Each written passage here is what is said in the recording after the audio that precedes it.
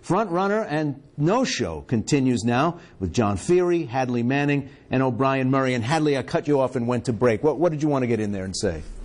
Oh, well, you had mentioned Donald Trump's retweeting of a photo of Megyn Kelly from her GQ photo shoot. And I just wanted to emphasize that the reason Donald Trump has been calling Megyn Kelly names, or he's been encouraging the calling of Megyn Kelly names by his supporters, is not because of any photo shoot she did or didn't do. It's not anything from her past, professional or personal, aside from the one debate question in which Megyn Kelly pinned Donald Trump for so many of the sexist comments he's made in the past. That was something he didn't know how to face up to. He didn't want to face up to, and something that he ultimately will have to face up to if he faces, especially if he faces former Secretary Clinton in a general election where Republicans have struggled with this charge that they're waging a war on women. So ultimately, he's still holding a grudge against her. This has nothing to do with her personally or this photo shoot. It has more to do with a grudge that he's holding against her. Well, it's flowering from a grudge with Megyn Kelly into something more like a full-blown feud with Fox itself, which is peculiar, John Feary, because this is a candidacy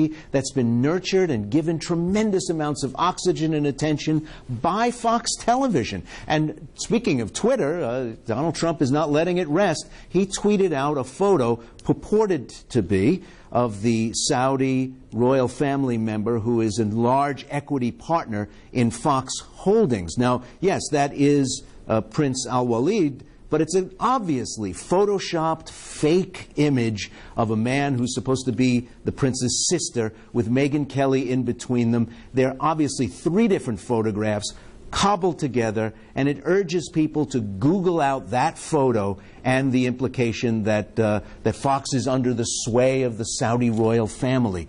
It is, from looking at it from the sidelines, kind of bizarre to see a campaign, a candidate, well, not engaged in that, because sometimes they do, but you let underlings do that kind of thing instead of having it go out under your own name and your own face. It's completely shocking. He was on O'Reilly last night, so he's had this feud with Megyn Kelly, and yet he is on the network all the time, still all the time. He was on O'Reilly last night, and O'Reilly was basically begging him to do the debate.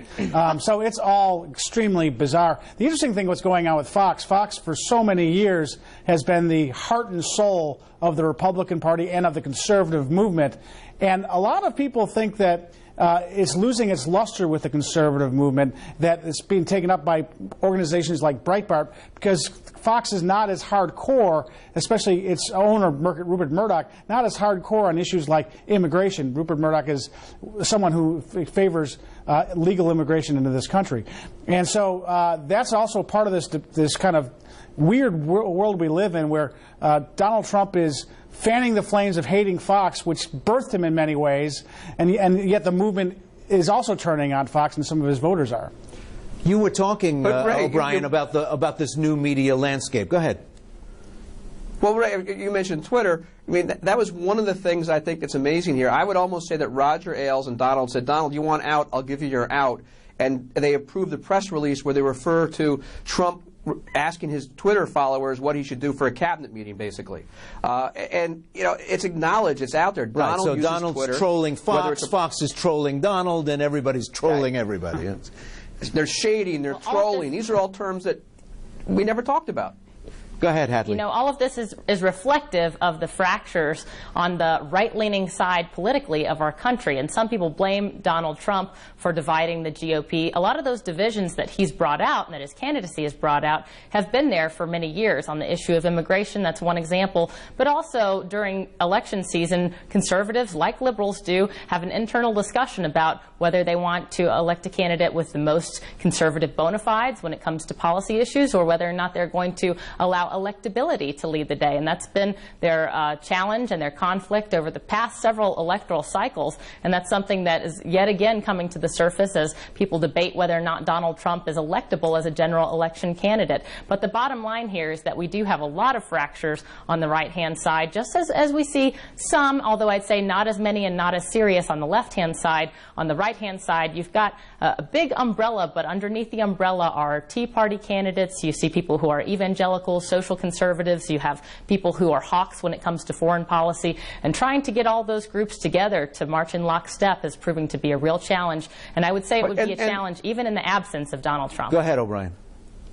And as I say, that's going to be the challenge after any primary process, no matter who the nominee is. They will all agree on one thing. They do not want Bernie Sanders or Hillary Clinton to be the next president.